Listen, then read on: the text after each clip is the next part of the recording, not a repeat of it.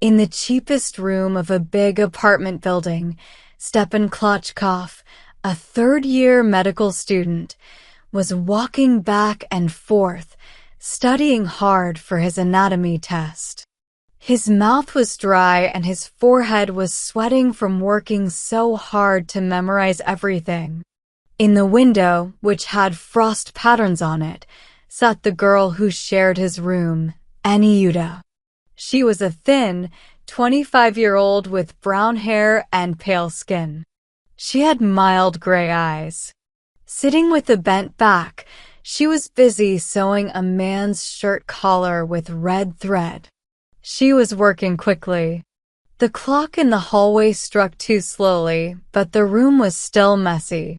There were crumpled bedclothes, pillows thrown around, books, clothes, and a dirty bucket filled with soapy water with cigarette butts in it. Everything looked very disorganized. The right lung has 3 parts, Klochkov repeated. Boundaries.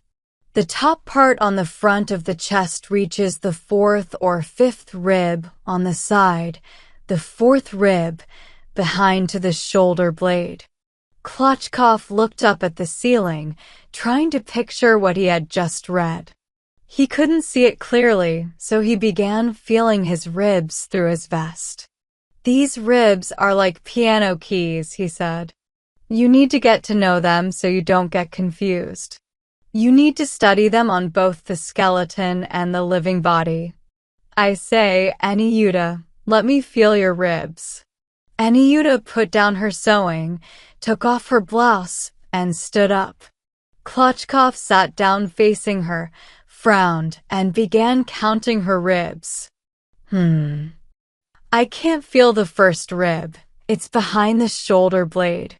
This must be the 2nd rib. Yes, this is the 3rd. This is the 4th.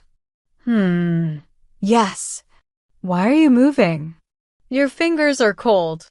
Come on, it won't hurt you. Don't move around. That must be the 3rd rib. This is the 4th. You look so thin, and yet I can barely feel your ribs. That's the 2nd. That's the 3rd. Oh, this is confusing, and I can't see it clearly. I need to draw it. Where's my crayon?"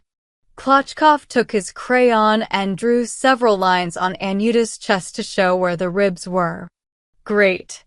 That's clear now. Well, now I can examine you. Stand up."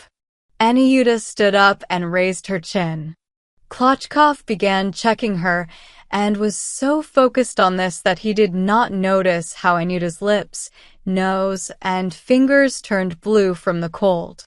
Aniuta shivered and was worried that Klochkov might stop his work if he noticed she was cold.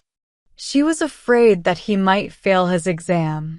"Now it's all clear," Klochkov said when he was finished. "You stay like this and don't wipe off the crayon, and I will study a little more."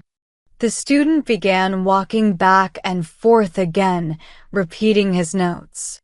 Aniuta, with black lines across her chest, looking like she had been tattooed, sat thinking and shivering from the cold. She usually said very little. She was always quiet and thinking a lot. In the 6 or 7 years she had moved from one rented room to another, she had known 5 students like Klochkov. Now they had all finished their studies and moved on with their lives. They had forgotten her. One was living in Paris, 2 were doctors, 1 was an artist, and the 5th was said to be a professor. Klochkov was the 6th. Soon he, too, would finish his studies and leave.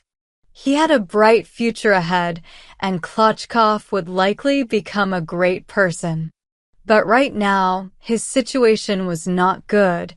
He had no tobacco and no tea, and there were only 4 lumps of sugar left. She needed to hurry and finish her sewing, take it to the woman who ordered it, and with the money she got, buy tea and tobacco. "Can I come in?" a voice asked at the door. Anyuta quickly put on a woolen shawl. Fedosov, the artist, walked in. I need a favor, he said to Klochkov, looking serious with his long hair hanging over his forehead. Can you lend me your young lady for a couple of hours? I'm painting a picture and need a model. Sure, Klochkov said. Go ahead, Anyuta. The things I have to deal with there, Anyuta said softly. Don't worry. He's asking you for art, not for anything silly. Why not help him if you can? Anyuta began getting dressed. And what are you painting? Asked Klochkov. Psyche. It's a nice subject. But it's not working well. I have to keep using different models. Yesterday I was painting a girl with blue legs. Why are your legs blue? I asked her. My stockings stain them, she said. And you're still studying hard. Lucky you. You have patience. Medicine is a job that needs hard work. Excuse me, Klochkov, but you live like an animal. It's terrible the way you live. What do you mean? I can't help it. I only get 12 rubles a month from my father, and it's hard to live well on that. Yes, said the artist, frowning with disgust. But still, you might live better. An educated man should have good taste, right? And look at this place. The bed is not made. There are dirty dishes and dirt everywhere. Yesterday's porridge is still on the plates. Yuck! That's true, said the student, feeling embarrassed. But Anyuta had no time to clean today. She has been busy all the time. When Anyuta and the artist had gone out, Klochkov lay down on the sofa and began studying while lying down. Then he accidentally fell asleep. When he woke up an hour later, he propped his head on his fists and thought deeply. He remembered the artist's words that an educated man should have good taste. He looked around and saw his room was dirty and messy. He imagined his future, seeing his patients in his office and drinking tea in a big dining room with his wife, a real lady. And now that dirty bucket with cigarette ends looked very disgusting. He also thought about Anyuta, a plain, messy, sad figure, and decided to leave her at once, no matter what. When she came back from the artist's place, she took off her coat. He got up and said to her seriously, Look here, my good girl. Sit down and listen. We must part. The fact is, I don't want to live with you any longer. Anyuta was very tired and worn out from standing so long as a model. Her face looked thin and tired, and her chin sharper than ever. She didn't say anything to the student's words. Only her lips began to tremble. You know we would have to part sooner or later anyway, said the student. You're a nice, good girl and not a fool, you'll understand. Anyuta put on her coat again, quietly wrapped up her embroidery in paper, gathered her needles and thread. She found the paper with the 4 lumps of sugar in the window and put it on the table by the books. That's your sugar, she said softly, and turned away to hide her tears. Why are you crying? Asked Klochkov. He walked around the room, feeling confused, and said, You're a strange girl, really. You know we have to part. We can't stay together forever.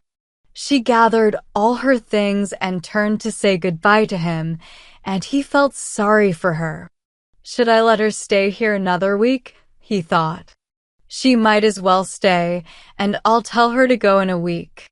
Angry at his own weakness, he shouted at her roughly. Come on, why are you standing there? If you're going, go, and if you don't want to, take off your coat and stay. You can stay. Anyuta took off her coat, silently and quietly, then blew her nose quietly, sighed, and quietly went back to her usual place on her stool by the window. The student took his textbook and began walking from corner to corner again. The right lung consists of 3 parts, he repeated. The upper part, on the front wall of the chest, reaches the 4th or 5th rib. In the passage, someone shouted loudly, "Grigory!" The samovar,